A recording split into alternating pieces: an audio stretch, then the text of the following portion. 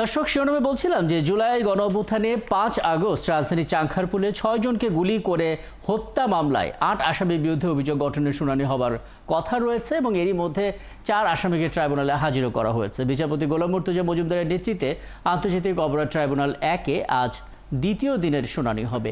এর আগে ২৯ জুনের শুনানিতে রাষ্ট্রপক্ষ বলেছিলেন ২০২৪ সালের ৫ আগস্ট মার্চ টু ঢাকা কর্মসূচিতে আসা ছাত্র জনতার ওপর চাংখারপুলে গুলি চালায় পুলিশ। ওই সময় পুলিশের গুলিতে নবম শ্রেণীর শিক্ষার্থী আনাস সহ ৬ জন নিহত হন। ডিএমপির তৎকালীন কমিশনার হাবিবুর রহমান, যুগ্ম কমিশনার সুদীপ কুমার চক্রবর্তী সহ ৮ পুলিশ সদস্য মানবতা বিরোধী অপরাধের এই মামলার আসামি। গ্রেপ্তার আছেন শাহবাগ থানার বরখাস্ত পরিদর্শক আরশাদ, ৩ পুলিশ কনস্টেবল সুজন, ইজাজ হোসেন ইমন এবং নাসিরুল। আর হাবিবুর রহমান, সুদীপ কুমার চক্রবর্তী সহ ৪ আসামি পলাতক আছেন।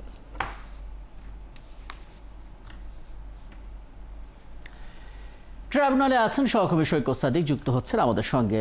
সৈকত, এর আগে আপনার সঙ্গে কথা হচ্ছিল এবং আপনি একটা ধারণা আমাদেরকে দিয়েছিলেন যে 11:30 থেকে হয়তো শুনানির এই কার্যক্রমটা শুরু হতে পারে দ্বিতীয় দিনের। সেটা শুরু হয়েছে কিনা, কি চলছে এখন এবং আর কি কার্যক্রম ট্রাইব্যুনাল রয়েছে একবার একটু জেনে নিতে চাই। রাকিব, তখন বলেছিলাম যে 11:30টার দিকে শুরু হতে পারে, তবে এরই মধ্যে কিন্তু ট্রাইব্যুনালে যে ৪ আসামি নিয়ে আসা হয়েছিল সকালে, তাদের যে ট্রাইব্যুনাল যে এজলাসখানা যেখানে বিচার হয় সেখানে তাদের নিয়ে যাওয়া হয়েছে এবং আসামি পক্ষে যারা আইনজীবী তারাও এসেছেন। যেহেতু আজকে অভিযোগ গঠনের শুনানিতে আসামি পক্ষের শুনানির কথা রয়েছে, রাষ্ট্রপক্ষের আইনজীবী তারাও গিয়েছেন এবং আসামি পক্ষের আইনজীবী তাদের সাথে কথা বলেছি।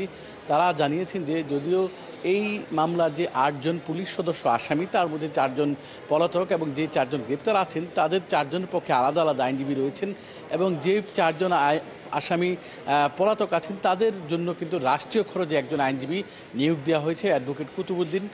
তাদের সাথে আমি কথা বলেছি, তারা সবাই বলেছে যে আজকের যে মামলার যে আসামিগুলো রয়েছে, পলাতক আসামি বা আদালতে যারা আছেন সবারই কিন্তু অব্যাহতির আবেদন করা হবে এবং তাদের শুনানিতে অভিযোগ গঠনের বিষয়ে তারা অব্যাহতি চাইবেন, এমনটাই জানিয়েছেন।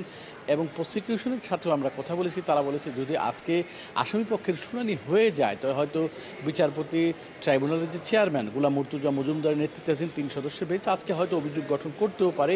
যেহেতু একদম প্রায় শেষ পর্যায়ে হয়তো কিছুক্ষণের মধ্যে শুনানি শুরু হবে, আমরা আশা রাখি এই শুনানির পরে কিন্তু আমরা জানিয়ে দিতে পারবো যে আজকে অভিযোগ গঠন হলো কিনা বা এই আসামি যারা গ্রেপ্তার বা যারা পলাতক আছেন সব বিষয়ে আদালত আজকে কী নির্দেশনা দেন সেটা আমরা পরবর্তী সংবাদে জানিয়ে দিতে পারবো। রাকিব, এখন পর্যন্ত আমার কাছে ট্রাইব্যুনালের এটাই হচ্ছে সর্বশেষ।